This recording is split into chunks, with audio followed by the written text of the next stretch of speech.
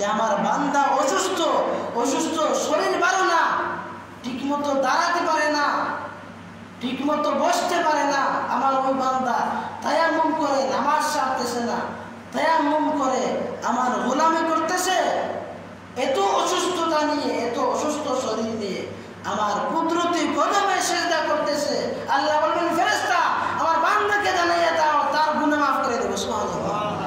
কারণ 5 ওয়াক্ত নামাজের মাধ্যমে মানুষের গুনাহ মাফ হয়, নামাজের মাধ্যমে মানুষের গুনাহ মাফ হয়। নবীজি বলছেন, সাহাবীরা তোমাদের বাড়ির সামনে পুকুর আছে, পুকুরে যদি তোমরা প্রতিদিন 5 বার, আমার দিকে খেয়াল করো, প্রতিদিন যদি তোমরা পুকুরে 5 বার গোসল করো, তোমাদের শরীরে কি কোনো ময়লা থাকবে? সাহাবীরা বলেন, ইয়া রাসূলুল্লাহ 5 বার গোসল করলে তো শরীরে কোনো ময়লা থাকবে না, একবারে পরিষ্কার হয়ে যাবে। নবীজি বলেন, সাহাবীরা প্রতিদিন তোমরা 5 ওয়াক্তের নামাজ পড়ো, তোমাদের শরীরে কোনো ময়লা থাকবে না। পানি যেভাবে তোমার শরীর, তোমার দেহটা, তোমার বডিটা পরিষ্কার করে দেয়, 5 ওয়াক্তের নামাজ তোমার অন্তর, তোমার গুনাহ থেকে তোমাকে মুক্ত করে দিবে, তোমাকে নিষ্পাপ পরিষ্কার করে দিবে। সুবহানাল্লাহ। 5 ওয়াক্তের নামাজ, এখন খালি জুম্মার নামাজ পড়ে যদি হয় পরিষ্কার হয়ে যাবে, হইব না। 5 ওয়াক্তের নামাজ পড়তে হবে। আল্লাহ তাআলা আপনাকে স্বাধীনতা দিয়েছেন, আপনি ব্যবসা করেন, চাকরি বাকরি করেন, পাশাপাশি আল্লাহর গোলামি করতে হবে। নামাজের ওয়াজ করলে শরীরে লাগে, যারা নামাজ পড়ে না। নামাজের ওয়াজ যখন হুজুর যখন নামাজের বয়ান করবেন, হুজুরের পিছনে ঘুষাঘুষি না করে চেষ্টা করেন হেদায়েতের পথ খোঁজা।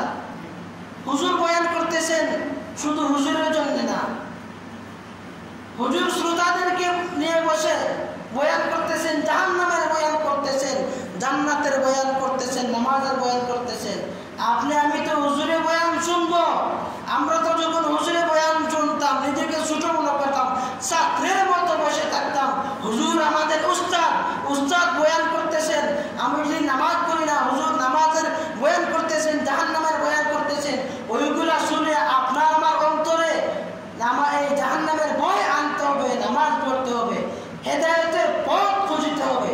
এই হুজুরের পিছনে ঘুষাঘুষি কোনো লাভই বলি যে না।